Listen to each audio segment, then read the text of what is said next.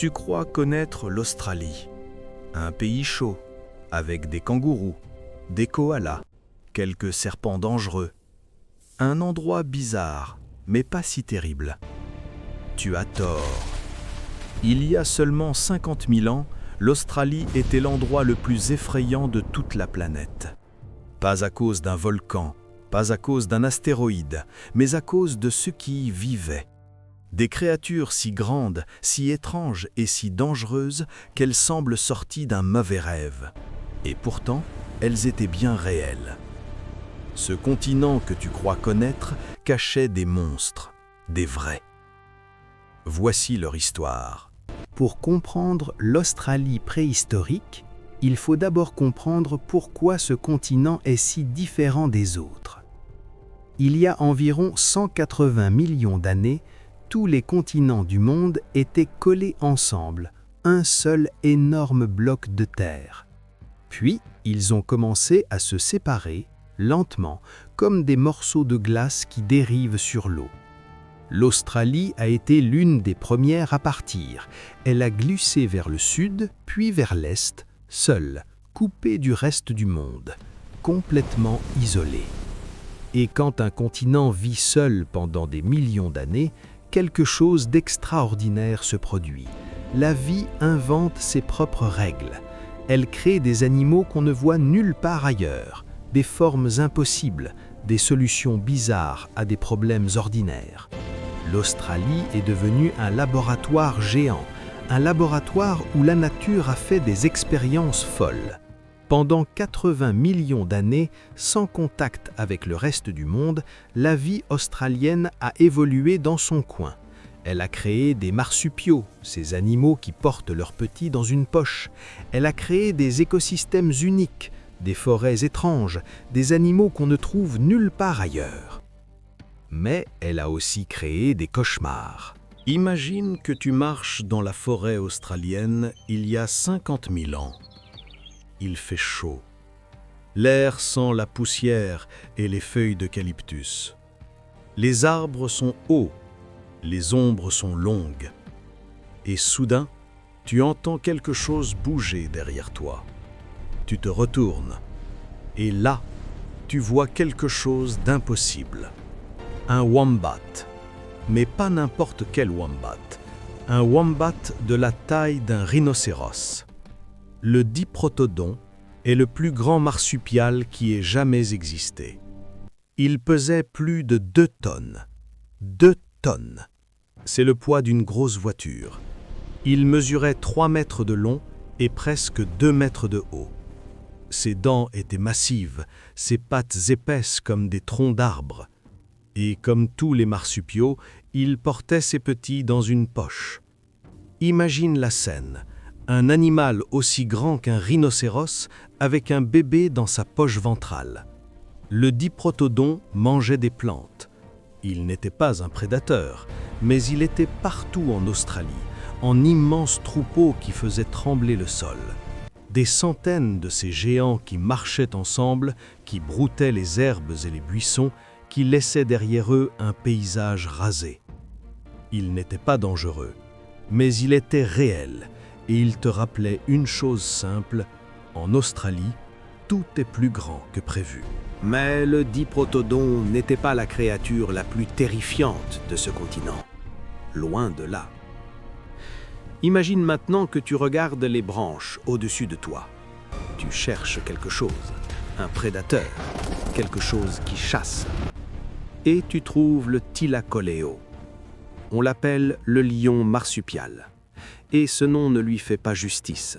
Ce n'était pas vraiment un lion. C'était quelque chose de bien pire. Le thylacoleo était un marsupial, comme le kangourou ou le koala. Mais il avait évolué pour devenir un chasseur parfait. Son corps faisait environ 100 à 130 kilos, à peu près comme un lion africain d'aujourd'hui. Mais ses armes étaient différentes, uniques et beaucoup plus efficaces. Ses dents. Parlons de ses dents. Les dents du thylacoleo n'étaient pas comme celles d'un lion. Elles n'étaient pas faites pour mordre et déchirer. Elles étaient chanchantes comme des ciseaux géants, des lames. Ses molaires s'étaient transformés en outils de coupe, capables de trancher la viande et les os comme un couteau chaud dans du beurre. Aucun animal vivant aujourd'hui n'a des dents aussi efficaces pour tuer. Et ce n'est pas tout. Ses griffes avant étaient rétractables, comme celles d'un chat, mais beaucoup plus grandes. Il pouvait les rentrer quand il marchait et les sortir au moment d'attaquer. Les scientifiques pensent qu'il grimpait aux arbres avec ses griffes, qu'il attendait ses proies dans les branches, immobile, silencieux. Il attendait. Puis, il sautait. Sa force était incroyable. Des études sur ses os montrent qu'il avait une puissance de morsure parmi les plus élevées jamais mesurées chez un mammifère.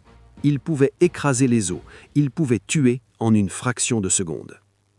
Le thylacoleo était le prédateur dominant de l'Australie préhistorique.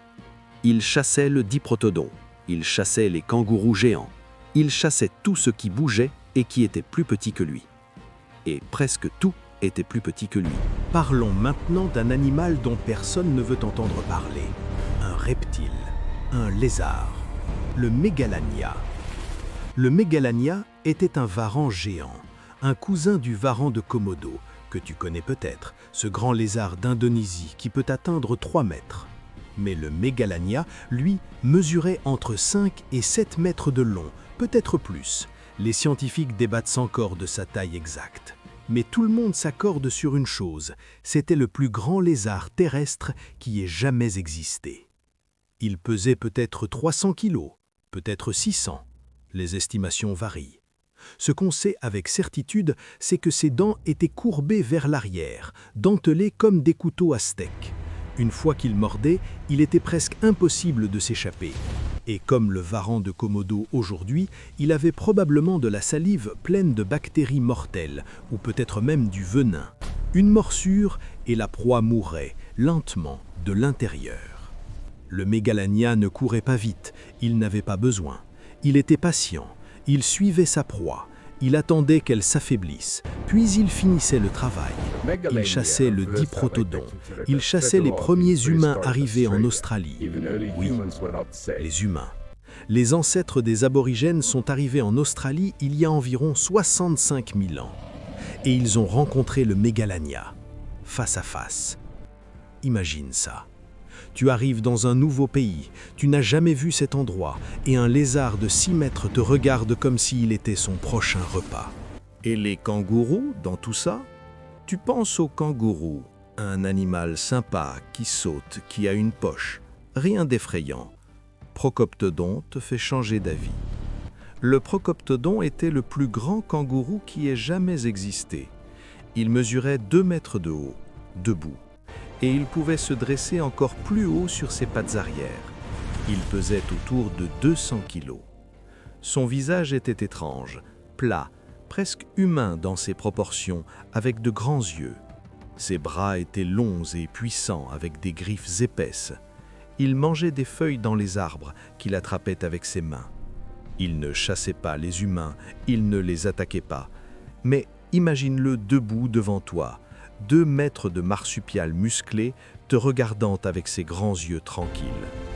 L'Australie préhistorique était ainsi. Même les herbivores étaient intimidants. Il y avait aussi des oiseaux qui ne volaient pas. Le Jenny Hornis était un oiseau géant, presque 2 mètres de haut, avec un bec massif et des pattes puissantes. Il ne pouvait pas voler. Mais il n'en avait pas besoin.